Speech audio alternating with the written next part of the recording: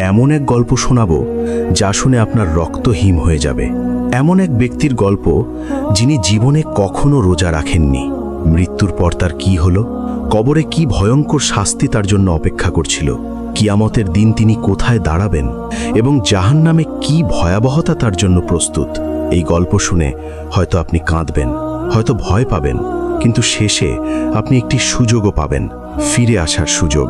তাই শেষ পর্যন্ত থাকুন, কারণ এই গল্পটি হয়তো আপনার জীবন বদলে দিতে পারে।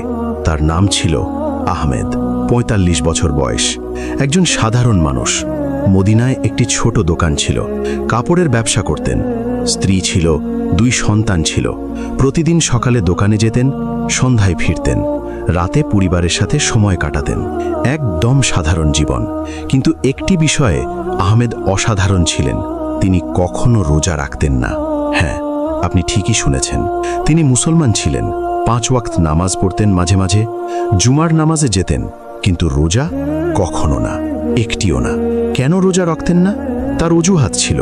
প্রতি বছর যখন রমজান আসত, মানুষ তাকে জিজ্ঞেস করত, আহমেদ ভাই, রোজা রাখবেন তো?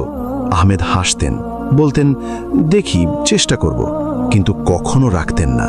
তার যুক্তি ছিল, আমার ব্যবসা আছে, সারাদিন দোকানে দাঁড়িয়ে থাকতে হয়, কাস্টমারদের সাথে কথা বলতে হয়, রোজা রেখে কিভাবে কাজ করব?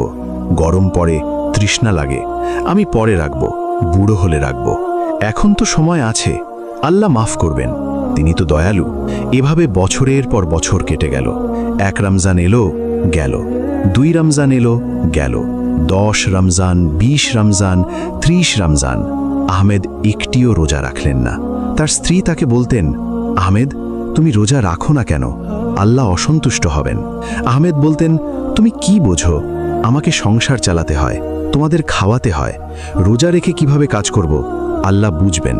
তার সন্তানরা বড় হতে লাগলো, তারাও রোজা রাখতে শিখল, কিন্তু তাদের বাবা রাখলেন না। তারা জিজ্ঞেস করত, আব্বু, আপনি রোজা রাখেন না কেন? আহমেদ তাদের বকা দিতেন, তোমরা নিজেদের কাজ করো, আমার ব্যাপারে নাক গলাতে হবে না। মসজিদের ইমাম সাহেব তাকে বোঝাতেন, বলতেন, আহমেদ ভাই, রোজা ফরজ, এটা বাদ দেওয়া যায় না। আল্লাহ তাআলা কুরআনে বলেছেন, ইয়া আইয়ুহাল্লাযীনা আমানু কুতিবা আলাইকুমুস সিয়াম, তোমাদের উপর রোজা ফরজ করা হয়েছে। আহমেদ শুনতেন, মাথা নাড়তেন, বলতেন, হ্যাঁ ইমাম সাহেব, আমি জানি, ইনশাল্লাহ রাখব, কিন্তু কখনো রাখতেন না। মানুষ তাকে বলতো, আহমেদ, তুমি যদি রোজা না রাখো, মৃত্যুর পর কি জবাব দেবে? আহমেদ হাসতেন, বলতেন, এত মানুষ রোজা রাখে না, আমি একা নই, আল্লাহ তো সবাইকে জাহান্নামে দেবেন না, আমি তো খারাপ মানুষ নই,